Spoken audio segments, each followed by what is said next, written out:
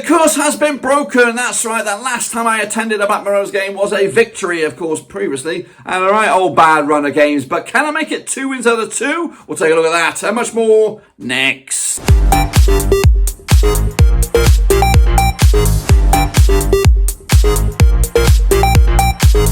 That's right, folks, back once again with another video. Today we're previewing Blackburn Rovers' visit of West Bromwich Albion. That's right, it's the battle for playoffs, of course, at least to remain in the playoff mix. Of course, as 6th place Rovers take on 5th place West Brom. Would it be a ding-dong classic coming at you this midweek? We'll talk about that and much more in a second. If you knew where you've been, smash your subscribe. And your one-stop shop for Blackburn Rovers is right here under one rooski. That's right, Rovers on the back of a win. West Brom not doing the greatest at the moment in regards to form, but that can all change because this is Blackburn Rovers we're talking about. We'll get into all of that and more in a second. Big shout out to the VIPs. They are the Patreons. You know who you are. And a big shout out to the members. You know who you are. But anyway, let's get into it. That's right, folks, we are looking forward to Blackburn Rovers up against West Bromwich Albion coming at you this coming Wednesday. Now, I'm getting these videos in early. It's going to be quite tough because we're going to be out on a barge, and the next time you have a preview from me, it will be probably on a barge, if I can get the video out at all. Anyway, we are looking forward to Rovers up against West Brom, who have played 26 times since 1999. Rovers coming out on top 9 times. There's been 7 wins for West Brom. There's been 10 draws. Rovers on 58% form, of course, coming back from 2 defeats in a row to a win this past weekend to 6th with 18 points to a name. Up against 5th place West Brom, who coming into this on the back of 4 games without a win, but back-to-back draws. They're on 50% form for them right now. West Brom's biggest win over us was a 4-1 win. They've scored 32 goals against us in those 26 matches, 1.23 goals a game on average. As for us, the Rovers, our biggest win was just a 2-0 win, scoring 33 goals in total in the 26 matches, 1.27 goals a game on average. Now, if we want to look at those games, here they are, and at least the last 6 anyway, and it's pretty even Stevens across the venues, around the grounds, of course, with West Brom winning the last game. That was at the Hawthorns. Rovers picking up the last victory here at Ewood Park with a 2-1 win. That was back the first game of the season last season. If we open it up a little bit and take a look at the last 6 at Ewood Park, it's not that good news for Rovers. We have won 3 of the last 6, but in fact it's actually been back-to-back wins. We're looking for our hat-trick here. But there was a bit of a spell there where we couldn't beat West Brom, or just, you know, it's been very difficult to beat them over the years. I don't think Matt Phillips is there anymore. Of course, he scored in 2 of the last 3 against us, but they do have a very good squad. And they've been building the squad for many years, of course. Now, if we want to open that up even further to the last 10, as you see it, what do we take from that then? If we stretching back a little bit, even further, it doesn't really get any better if you go back further, you know, into 2018 and beyond. There's a couple more draws in there, but again, it seems to be pretty even between these 2 sides. But we do come into this on the back of that heavy 4-1 loss against them at the Hawthorns. So hopefully we can at least get something out of this game. Anyways, kick on forward then, take a look at the last 78. This is a new graphic I've implemented. I'm still not ready for it. 78 matches. If we were to open it up even further, Rovers win 31 of them, 24 wins for West Brom. There's been 23 draws, and we have scored 128 goals to 114. You do the math on that.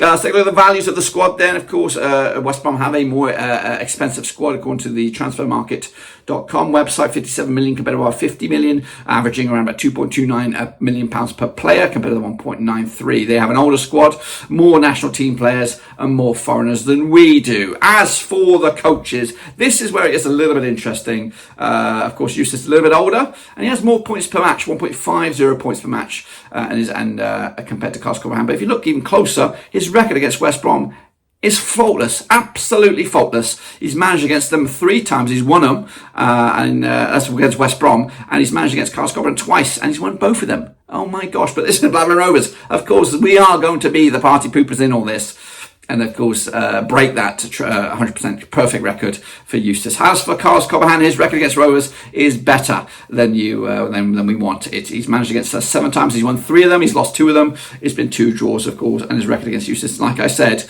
is pointless, as they say on the game show. Let's take a look then at the squads. This is Rovers. Again, if you're a Rovers fan, you kind of know this. This is your bread and butter here.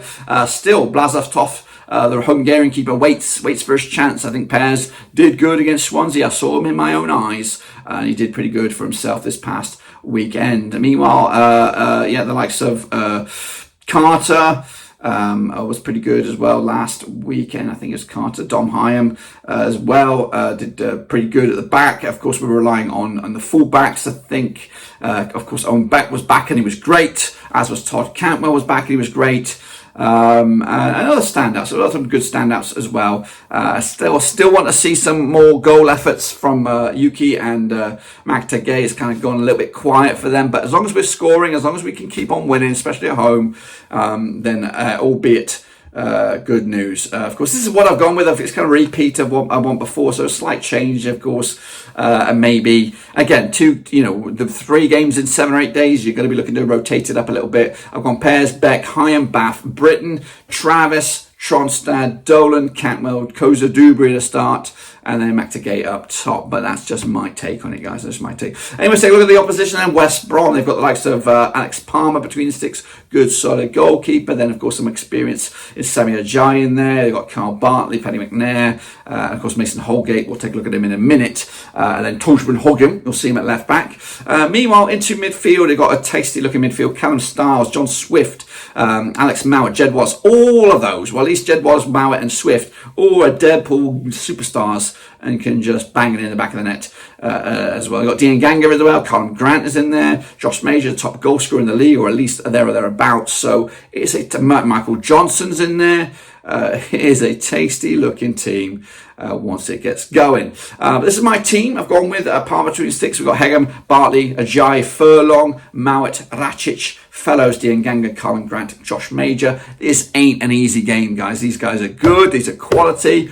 And it's going to be our biggest test at Ewood Park this season so far. Let's take a look then, shall we, at, of course, the key players, or the most expensive players for both sides. Mason Holgate for West Brom, and, of course, Tyree Stolen for Blackburn Rovers, who I think got the goal last week. Having looked back at it a couple of times, it does look like it's a Tyree Stolen goal.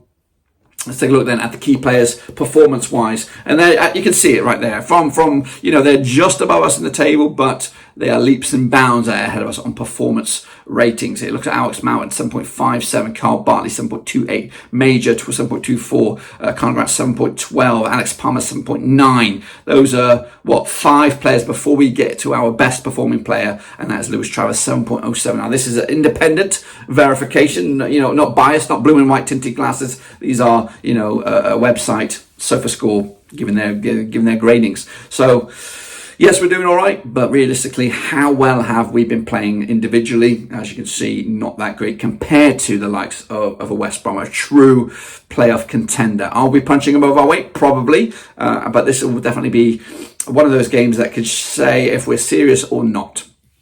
And as you can see, 6.96 on average compared to our 6.90 on average. Again, it's still only small percentages, but it could be monumental in the end. And of course, one thing that's similar to us is that we're both scoring goals. Of course, they've scored 13, we've scored 16. They've been better at the back, though, conceding just 7 compared to our 11. Of course, we're averaging 1.6 goals a game compared to the 1.3. And as we can scroll down, we've hit the woodwork just once, 14 counter-attacks as well compared to their 4 woodworks. No penalty goals thus far. Is this the game? And then you look at ball possession there, 56.6 compared to our 47.1. We have just 4 clean sheets. Pretty good for Pears. Got to give them credit there. 5 clean sheets for West Brom coming at you in this one. As for the duels, 51.6% won by West Brom compared to our 50.7. We've had 2 red cards to their 0 thus far this season. Let's take a look, though, at the attacking avenues for both sides here. Rovers, again, pretty even Stevens across the middle of the park there, 38% down the left, 38% down the right. Winning possession, 43% of the time is in the middle third. As for West Brom, pretty much more even Stevens in the attacking zones there, 29% in the lower third. Or their own third, 29% in the opposition third, and 42% in the middle. They prefer the right to the left. As we move forward, the shot directions, Rovers prefer the left to the right, and 57% of our shots are in the 18-yard box. Meanwhile, West Brom spread the load here, 17% on either side, and 57% of the shot also within the 18-yard box. As for shots received, 23% of all our shots coming at us, Rovers, are coming down the left-hand side, with 56% of the efforts coming within the 18-yard box. As for West Brom, 21% of their shots shots received are coming from the right-hand side, and 55% of their shots in the 18-yard area. Let's kick off forward and take a look at the goals, how we score them. Again, it's pretty even. Stevens 10 through open play, that's both us and West Brom. 3 through set pieces, that's both us and West Brom. And 3 counter-attack goals by Rovers. Goals conceded, 8. Is this right? 8 goals conceded through open play, 3 through set pieces. I think that might be right. 11 goals conceded, is that right? So 8 through open play, 3 set pieces. As for West Brom, 5 through open play, 1 set piece and 1 OG. Let's take a look at the resumes then coming at you. Rovers coming into this on the back of that 1-0 win over Swansea. Home form is good. It's been back-to-back clean sheets at home, so hopefully that can continue. As for West Brom, picking up a 1-1 draw against Oxford, also drawing with Millwall. Of course, they've only scored the 1 goal in the last 3 games, though. That's something that we can maybe work on, or at least can be a benefit to us. As for the form, we're looking at the home against away. 5 wins in the last 6 matches at home. Blackpool picking up the only scalp so far, that was in the Cup. West Brom on the way, pretty good, but back-to-back games without a win. So let's hope that continues this coming midweek. As for what's coming out after these games, of course, Rovers go to Watford. Unfortunately, that's too far for me to make it down there. Unfortunately, I've got to fly out the next day, so I'm going to be trying to watch that game, and I've got to decide. I've got to see how it is. I might try and do a watch on, but I think Pete's in the hot seat because it's early kickoff. It might even be too difficult for me to navigate. And then, of course, we take on Sheffield United. I'll be back for that game, and then Stoke, Cardiff, and then Pompey, of course. I'll be back in England, but again, that's another difficult one for me to get to. Meanwhile, Cardiff will be West Brom's opposition after this match. Then it's Luton, then it's Burnley, then it's Hull, and then Norwich, of course. Take a look at what we can expect from this game. Rovers' strengths, counter-attacks, scoring chances, creating long shot opportunities, coming back from losing positions, aerial duels, protecting the lead and stealing the ball from the opposition. As for West Brom, shooting direct from free kicks, attacking from down the wings, protecting the lead and defending set pieces. Their weaknesses, though, are defending against through balls, as are Rovers. Their weaknesses, keeping possession of the ball, avoiding offside, defending against skillful players and defending set pieces. Our style of play is aggressive, playing in our own half, and we do like opponents to play aggressively against us. As for West Brom's style of play, they play with width, they attack down the middle, and they have possession football. They do a lot of short passes, attempt through balls often. They're non-aggressive, but they play the offside trap, and they have a consistent first 11. The forecast says the Rovers will stray offside often, but West Brom will dominate possession.